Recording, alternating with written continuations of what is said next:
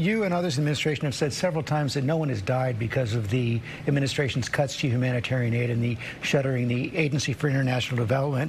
A host of international aid organizations have disputed that. They've detailed how many lives have been lost. Also, Nick Kristof of the New York Times had an extensive piece in the New York Times on Sunday, firsthand reporting on the deaths being caused by the cuts in aid. And he went on to say this. I want to show a tweet he put up. He said, "I also obtained an internal Trump administration memo stating that the cost of shutting down USAID is $6.4 billion over 2 years.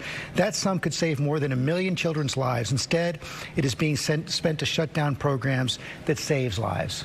How do you account for that? How do you respond? Well, that wasn't a memo. That was somebody who wrote an email giving their opinion internally. That is not an official document. That's someone who didn't agree with our decision. This is not about cutting aid. We're going to do aid. It does cost money to shut down AID, doesn't it?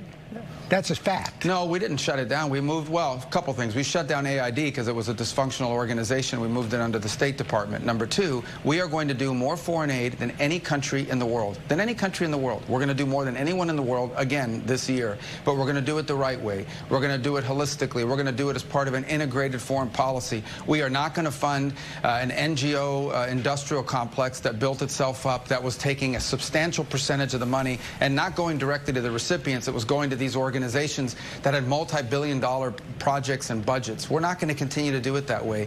We are going to provide aid. We're providing aid now. We just rolled out our new initiative on health. It's going to be much more successful and much more effective. We're going to enter into direct compacts with the countries. We're going to empower our embassies and our ambassadors to direct which projects we fund and how much money countries are going to be receiving. So we are restructuring the way we do aid. It's going to be far more effective, and it's going to be integrated into our holistic foreign policy. That's all in the future. But are you standing by that comment? You're saying that no one has died? No, it's happening now. That's not in the future. No one has died because of the aid cuts? Are all those aid organizations lying? That's ridiculous. Well, first of all, then they died because England didn't give enough money, or Canada didn't give more, or China did. Let's blame the other countries that don't do any foreign aid.